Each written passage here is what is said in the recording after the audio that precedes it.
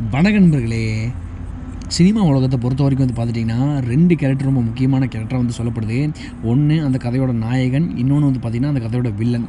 2 பேருமே முக்கியமான ஒரு கேரக்டர்ஸ் தான். நாம் இப்போ வரைக்கும் பார்த்துட்டு இருக்கக்கூடியது தொன்று வர கலாச்சாரத்தை, சினிமா கலாச்சாரத்தை பொறுத்த வரைக்கும் இந்த 2 கேரக்டர்ஸை வச்சு தான் வந்து பல படங்கள் வந்து ஓடிட்டுருக்கு. காட்டின விதங்கள் வேறு மாதிரியே இருந்திருந்தாலும் கூட இவங்க 2 பேர் இல்லைன்னா அந்த ஒரு கதையை வந்து மூவ் ஆகாது. ஓகேவா? அப்படி பார்க்கும்போது நம்ம மேக்ஸிமம் வந்து யார், அதாவது ஹீரோவோட பாயிண்ட் ஆஃப் வியூவில் தான் அந்த கதையை நம்ம வந்து மூவ் பண்ணி போவோம். எந்த ஒரு படத்துலையும் வில்லனை வந்து நம்ம மையமாக வைக்க மாட்டோம். ஏன்னா வில்லனோட அந்த ஒரு கேரக்டர் வந்து நமக்கு பிடிக்காத ஒரு கேரக்டராக இருக்கும். அவனை அழிச்சே ஆகணுங்கிற ஒரு மனநிலைமைக்கு நாமளும் வந்துடுவோம்.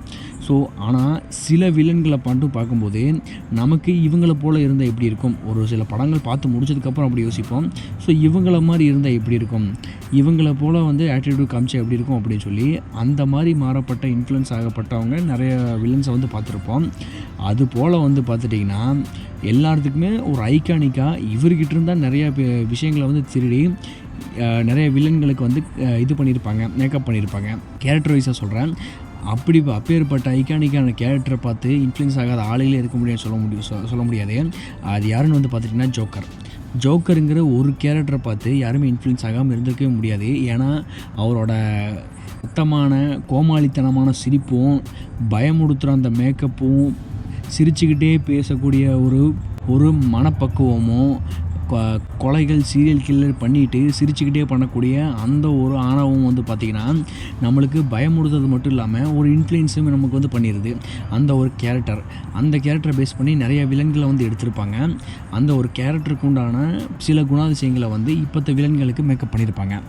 உதாரணத்துக்கு நிறைய சிரிப்புகளை வந்து பார்த்துருப்போம். உண்மையிலே சொல்லப்போனால் லியோ படத்தில் சாண்டியோட அந்த ஒரு சிரிப்பை வந்து பார்த்துருப்பீங்க.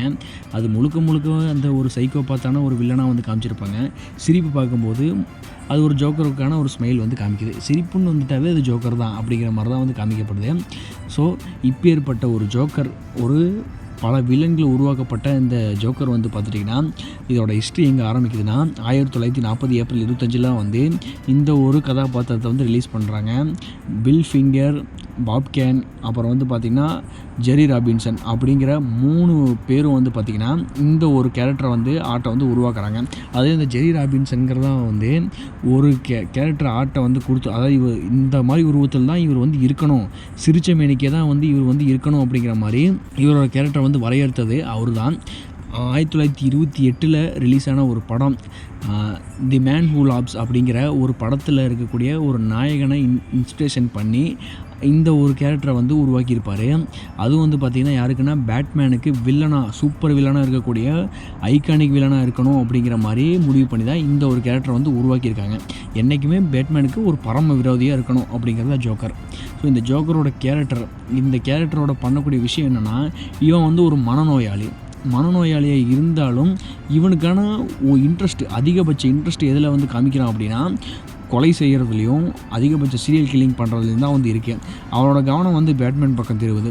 பேட்மேன் வந்து இந்த ஊரை காப்பாற்றுறான், காத்தம் சிட்டியை வந்து காப்பாற்றுறான். ஸோ இந்த காத்தம் சிட்டியில் வந்து க்ரைம் இருக்கவே கூடாது அப்படின்னு நினைக்கிறவன், ஆனால் வந்து யாரையும் கொல்லக்கூடாதுன்னு நினைக்கிறவன், அந்த ஒரு பாலிசியை வந்து இவருக்கு சாதகமாக பண்ணி இவர் ஏகப்பட்ட க்ரைம்களை செஞ்சு பேட்மேனை அவர் பக்கம் வந்து இருக்கிறாரு. அது எதுக்காகனா பேட்மேன் கூட அவருக்கு வந்து விளையாடணும். அது நிறைய க்ரைம்ஸ் இவர் பண்ணி போடணும். பேட்மேன் ஒவ்வொரு தடவையும் அந்த க்ரைம்ஸு நடக்கிற இடத்துக்கு வந்து நிறைய பேர் சாகிறத பார்த்துட்டு தோற்று போகணும் அவர்கிட்ட அப்படிங்கிறது தான் அதாவது ஜோக்கருக்கு ஒரு எண்ணமாகவே இருந்துக்கிட்டு இருக்கு. அதாவது பேட்மேனை கொல்லக்கூடாது, அவரை வந்து தோக்கடிக்கணும் அப்படிங்கிறது தான் ஜோக்கரோட ஒரு எண்ணமாக இருக்கும். ஆனால் பேட்மேனுக்கு வந்து ஜோக்கரை வந்து என்ன பண்ணணும், அவரை பிடிச்சி ஒரு மனநல காப்பாற்றுக்கு அடைச்சி அவரை வந்து சரிப்படுத்தணும், இல்லை நிரந்தரமான ஒரு ஜெயிலில் போட்டுறணும் அப்படிங்கிறது அவரோட எண்ணமாக வந்து இருக்கும். ஆனால் ரெண்டுமே வந்து பார்த்திங்கன்னா ஒருத்தர் காயப்படுத்தாது. டைரெக்டாக வந்து 2 பேருமே அவங்கள காயப்படுத்திக்க மாட்டாங்க.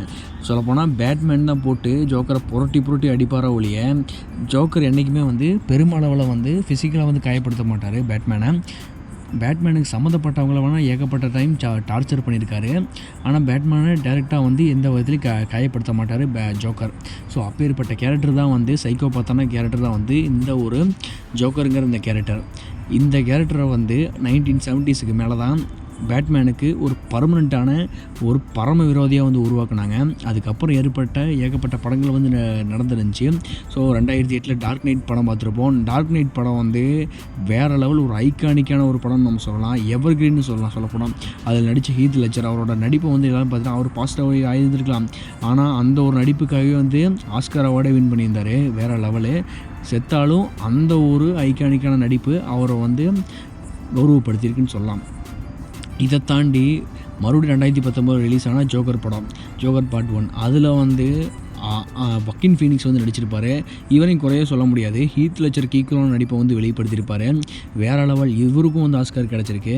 சூப்பரான ஒரு ஜோக்கர் கேரக்டரோட எமோஷன்ஸ் எப்படி இருக்கும் அப்படிங்கிறத வந்து ஒரு சைக்கோபாத்தாகவும் ரொம்ப ஒரு பாவப்பட்ட கேரக்டராகவும் வந்து காமிச்சு எப்படி முடிச்சிருப்பாருன்னு வந்து பார்த்துருப்போம்.